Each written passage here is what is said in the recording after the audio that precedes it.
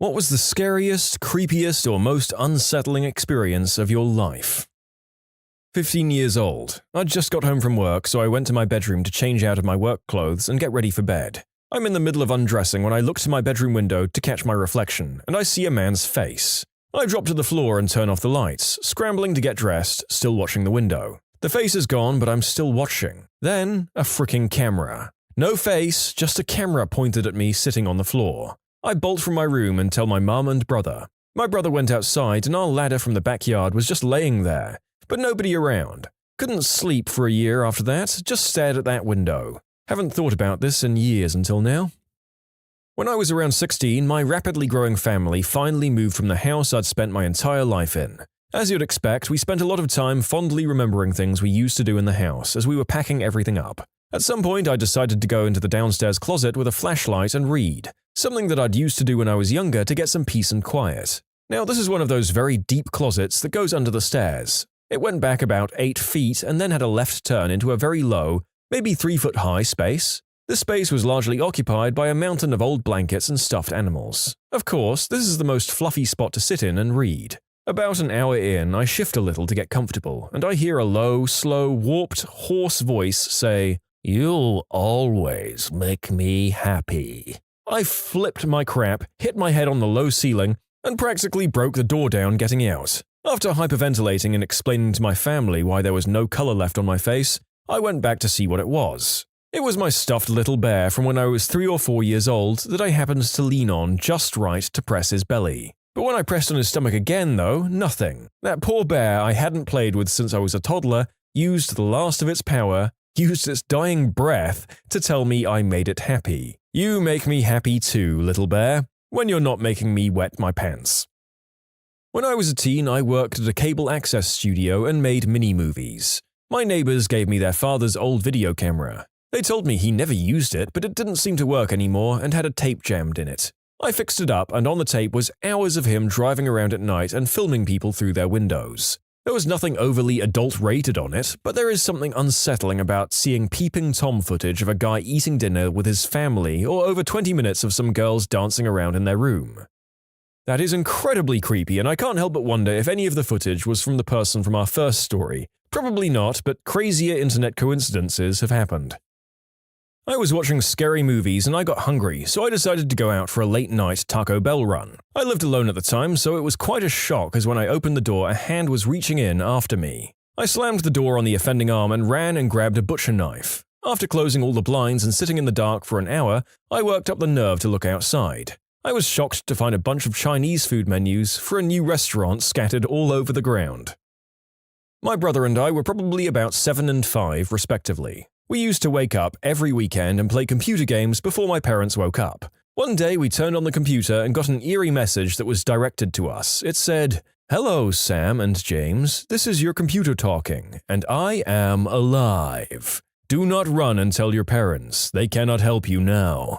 Turns out my dad had programmed the computer to say that upon starting. This was mid-90s.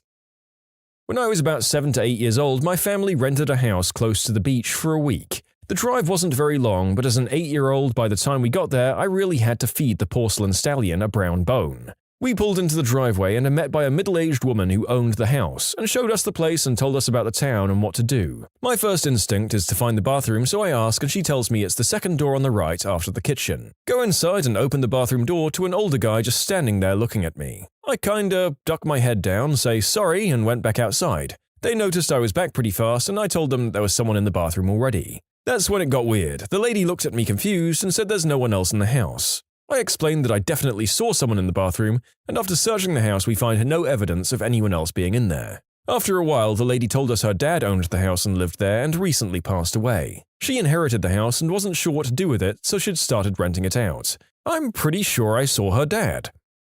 This is the story of how a creepy encounter with a scary man at a harbor cafe saved me from something even more terrifying. It was in the autumn of 1994, and I was 19 years old. At the time, my dad had been working for almost 6 months abroad, and I was planning a surprise visit. My dad and I have always been close. I'm an only child, and my mother passed away from cancer when I was still a baby. So it was just my dad and I, a really tiny little family. But he made up for it by being the most awesome parent ever. Now that I wasn't a little kid anymore, I appreciated that more and more. I had booked the ticket and was ready to go. It was going to be great fun to surprise him with a visit. I had to take the ferry though and had just gotten my driving license and felt really unhappy about having to drive my little car on board the ferry and decided not to bring the car at all and just rent one once I got there. Having time to spend, I decided to have coffee at a nearby cafe, since I was early and they hadn't started telling people to go onto the ferry just yet. At the cafe, there were lots of truck drivers and I soon realized I was the only woman there. One man, a 40-ish bloke with ice blue eyes and tattoos all over him, was eyeing me from across the room. Something about him made my skin crawl. I got up to leave, feeling suddenly very uncomfortable, and to my utter horror, he followed. What do I do now? I asked myself. This was before everyone owned a cell phone, I might add. I decided to try and look busy and maybe he'd leave me alone. So I pulled out my ticket and tried to look like I was reading it carefully when he suddenly snatched it from my hand and said, "I'm on the same boat. I'll have hours of your company then. How lovely." In a voice that was an absurd combination of jovial flattery and hidden hostility. I felt very strongly that if I got on the boat with this man who now knew my booking details, I'd be in grave danger. I can't explain why the feeling was so overwhelming, but it was, and I decided then and there not to get on the boat. The ticket had been cheap anyway. I could get on the next one instead. I hid in the ladies' room until I knew the ferry had left, and then I went to rebook my ticket. The story could have ended there, a creepy encounter with a stalkerish man, but it doesn't. I was right in the assumption that getting on that ferry would have been unbelievably dangerous. Have you figured out the date yet? The date was September 28, 1994, and the name of the ship was the MS Estonia. And that cold night, she sank in the Baltic Sea, taking 852 people with her, resulting in the worst ferry catastrophe to strike Sweden to this day. I still recall that day with horror and wonder what would have happened if this creepy man had not taken an interest in me. If I'd not listened to my instinct and gotten on board, instead of waiting for the next boat. Would I have been among the survivors? Or would my dad have seen my name on the list of lives lost in the Baltic Sea? I worked at a movie theater selling concessions, and this older man approaches the counter and orders. I ask him, "Would you like anything else?" And he looks at me and says, "Every time I ask for the thing I want, they keep telling me it's illegal." I'm quite creeped out by this guy, so I just sort of chuckle, and then he proceeds to ask me, "Do you want to know what I ask?" Working in concessions, part of the job is making the moviegoers feel welcome, so I say, "Sure." And then what he says to me was the most disturbing thing I've ever heard. He says, "You wouldn't have any young girls in the back over there locked up for me," he said as he's pointing to the closet. He then continued, "Because that's all I really want, a young girl. I mean, I wish I could just bring them back here and you'd keep them locked up so I could just pick them up whenever I wanted. You know?" At this point, a line had already started forming up behind him and he'd still not paid yet, so I told him the total of his order and then he asked me, "You understand, right?" And I didn't know what to say, so I just chuckled and agreed. Then he pulled out a $10 bill and said, "I like you," and put it into the tip jar and walked away. Ugh. Not to me, but to my sister. She and her first husband had just had their first child a few months prior. My brother-in-law was working the graveyard shift at his job as my sister stayed home taking care of my nephew. Around 2 a.m. she heard loud knocking on her back door. She went to go check it out and saw a lady banging on the door asking for my sister to let her in. The lady told my sister that her husband had just beaten her down the street and was looking for her. My sister was hesitant to let her in since she had a newborn in the house and didn't want to interfere. She told the lady that the best she could do was call the police for her. The lady told my sister to not call the police and to let her in. This is where my sister got suspicious. She went to get her phone and called 911. When she went to the back door, the lady was gone. The police arrived a few minutes later and they told my sister that the same situation happened a few streets down. Apparently, the couple would do this act to get into people's homes. I'm sure this is very common, but having it almost happen to my sister and nephew just creeps me out. Some real Clockwork Orange crap. Thank God for your instincts on that one. The gormless narrator who can't say no to people would probably have let her in no matter how worried he was. Cop here. I've posted this story before, so it might sound familiar. I was dispatched to a house at about 1 a.m. for a prowler. We get there and talk to the residents. Long story short, they saw two people wearing masks, one Jason-style hockey mask and I don't remember the other. They'd seen them in the yard across the street. It was about 2 weeks past Halloween, so it seemed believable. We check the area and don't see anything. 10 to 8. It's worth noting the residents don't seem drunk or high or crazy at all. A few times you'll get a similar call and get there to find the resident is strung out on crystal and seeing things. However, back to the story. An hour later we get called back. This time we have our dispatcher on the phone with them while we're surrounding the area. We, about 5 of us, are in a perfect position and dispatch tells us they can see the prowlers in the next yard. We start to move in. Dispatch says the residents saw the two prowlers wave and move into the shed. Guess where I am? That's right, next to the shed. I give verbal commands, bang on the door, and nothing. Screw it, fine. I'll come in after you. Doors open, and empty. I even think to check for a trap door. Nothing. It's raised about 4 inches, so there isn't even a possibility of a door leading out. Again, check the area and find nothing. I talk to the residents. They said as I was moving in on the shed, the two put their fingers to their lips, giving the shush sign, and then they both waved. They moved into the shed as I was next to it. We went over every possibility trying to come up with an explanation. If the caller was just messing with us, they had no prior history of it, as in repeated calls for service at the address. I'm not much of a believer in paranormal stuff, but I can still appreciate a situation where I can't logically explain what just happened. You can submit your own stories to be featured here on the channel. The story submission link is in the description below. And if you want to listen to some vibey music in the background, check out Easy Mode, also linked below, and subscribe.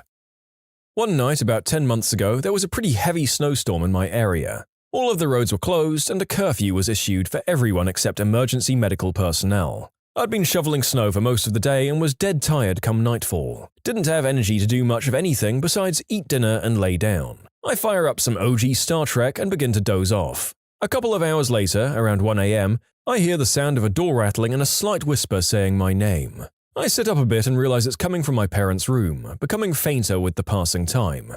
After 10 minutes or so, I gather up the courage to see what the heck is going on. Crappy folding knife in hand, I peek out into the hallway and I don't see anything. The noise is still coming from the room next door, the rattling becoming more rushed as I approach. Cautiously, I open the door and sneak inside. It's pitch black and I can't see anything. My eyes are taking entirely too long to adjust to the darkness.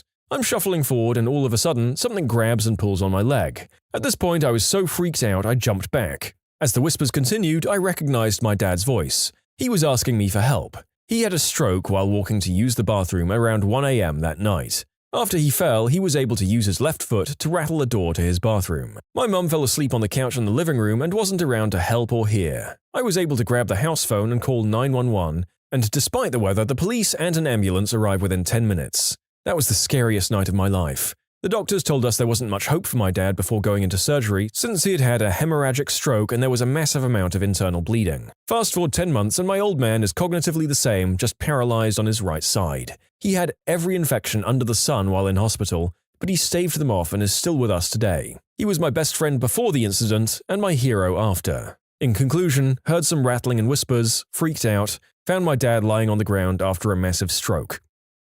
I was visiting my hometown and decided to pick up my old high school friend from his house and take him to dinner and a drink to catch up. He's kinda stressed and tells me that his ex, with whom he'd broken up with over 2 years prior, has been stalking him and harassing him. I drove him home afterwards and it starts to drizzle. As I drop him off at his house, the neighborhood was dark and quiet by now, we both notice a bag tied to my side view mirror. It was likely attached when we were at the restaurant. We open it to see a poorly taken photo of a tree taken at night with a flash. There was a brief letter, obviously written from his ex, that said, "I buried our first love letter under this tree 3 years ago. This tree is growing from our love." I made sure my friend got into his house all right and got the heck out of there. When I was 16 in the mid-90s, aka the "I know everything, I'm invincible and you can't stop me" age, I got in a fight with an acquaintance while a whole bunch of us were hanging out at his house. Stupid fight, can't remember what it was about, but decided, screw it, I was going home. I lived about 5 miles away, but I didn't have a car, and since it was 2 a.m., there were no buses. I was going to walk home. In the middle of the night, through a not-as-safe-as-it-seems neighborhood as a tiny 16-year-old girl. So I did. I think in hindsight, my friends either didn't believe I was going to do it or were too startled by the sudden argument to realize what I was doing. I left the house and started hoofing it. About a mile out, the suburban housing neighborhood melted into a main street with highway access. I started to notice a grayish minivan following me. It would follow me, pass me, turn a corner, and about 3 blocks later, it would do the same thing. I mean, really obvious what it was doing. I crossed over to the other side of the street, so I was walking the opposite of the traffic flow, and thus no car could come up behind me. I kept doing it on the other side of the street. About a mile later, there was a 24-hour Fred Meyer, West Coast USA chain grocery and all-purpose night store. Its lights were bright, but parking lot empty-ish. I immediately crossed the parking lot and went to head inside. Just before I got to the doors, the minivan that had been following me pulled up into one of the parking spots. A guy called out from the driver's side and said, I don't want you to walk over here, just stay there and listen. I just wanted to let you know what I was doing. I saw you walking a while back, but I also saw a dark car that was following you. A couple of times you went to turn around or stopped, so it started following you down a parallel side street. When I saw it, I started to follow you both just to make sure you were safe. Go inside the store and call someone to pick you up, please. I haven't seen the car since you headed across the lot. He waited until I was inside the store and then pulled away. I didn't have anyone to call, so I just let the night cashier know what was going on, and I hung out with her for about an hour and a half. Then I finished the walk home. I've never forgotten the incident, or that man, whoever he was. During the walk, I never saw the dark car he mentioned, but I've always been convinced he saved my life that night. I like to think that in this scary night there was a comical situation of the van driver and the dark car driver seeing each other, thinking the other car was shady, and being equally protective about the kid in question, until the dark car driver lost track of them. Not as scary as the others, but it creeped me out nonetheless. I was out of town on business, and my security camera went off in the middle of the night. I checked it and I saw a blurry white light moving erratically in my room. Now, I'm half asleep in the hotel hundreds of miles away from home, and I don't believe in ghosts, so my first thought was that someone was shining a flashlight into the house to case it. Not knowing what else to do and not wanting to call the police and look foolish, I used the two-way sound on the camera to yell, "Get the F away from my house, I'm calling the police!" The moving light didn't seem to react to that, so I just sat there, in my hotel room, watching it until it stopped. The next night it happened again. And the next. I've shown the footage to my colleagues and they're convinced I have a ghost. I asked the pet sitter to look around the house for prints in the snow and they found nothing. I finally got home and nothing is out of place, but now I realize that I have to sleep in this house with the weird moving light. So when the sun went down, I was desperately trying to figure out what it was. 2 days later, I did. This is kind of hard to explain, but bear with me. This was a very bad winter, and I'd taken the internet's advice and thrown pantyhose filled with rock salt up into my gutters to prevent ice dams. The string hanging down from one of them had an ice crystal in it, so that little ice crystal was blowing in the breeze and reflecting the driveway lights back into the house. So, absolutely not creepy at all, but when you're away from home and see a floating orb in your house, it will give you the willies for sure.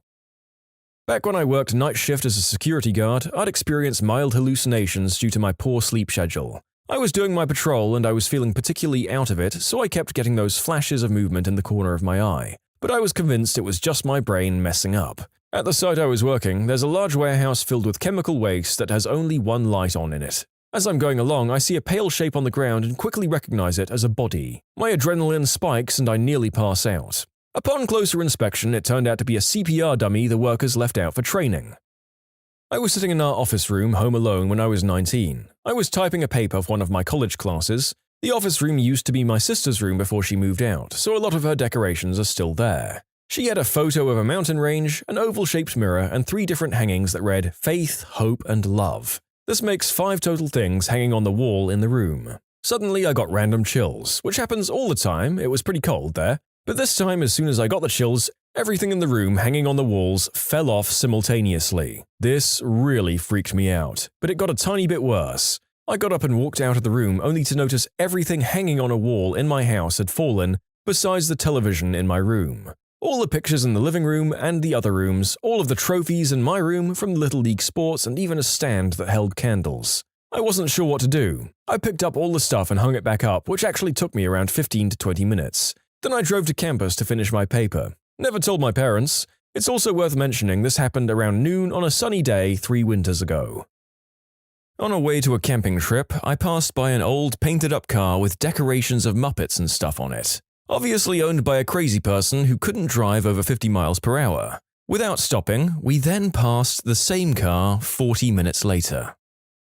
I work for an engineering college and frequently have to go up to the industrial floor to find old projects and materials that had been stored years ago. This is the floor with the HVAC unit, steam pipes and stuff, and is not very well lit in the evening. The year before I'd started working there, it was discovered that a homeless man had broken in and had been living up there. The cops had to be called because he had some kind of mental instability and kept coming back. Fast forward 2 years later and I'm up there looking for some pressure gauges when I see one of the fluorescent lights begin to flicker. My attention is drawn to that area where I see the silhouettes of a body laying on the floor in the most uncomfortable position, and another one crouched in the corner against the wall. I nearly crapped my pants before booking it in the other direction, but then the light came back on and I saw it was 2 test dummies that the mechanical engineers must have stored there recently. I keep a length of pipe with me every time I go up there now. When you subscribe, make sure to hit the bell to turn on notifications. Put the playlist on in the background to finish listening to all the stories, or if you want some vibey music to put on in the background, check out Easy Mode. If you like Am I the Genius, give Am I the Jerk a shot. Everything linked in the description.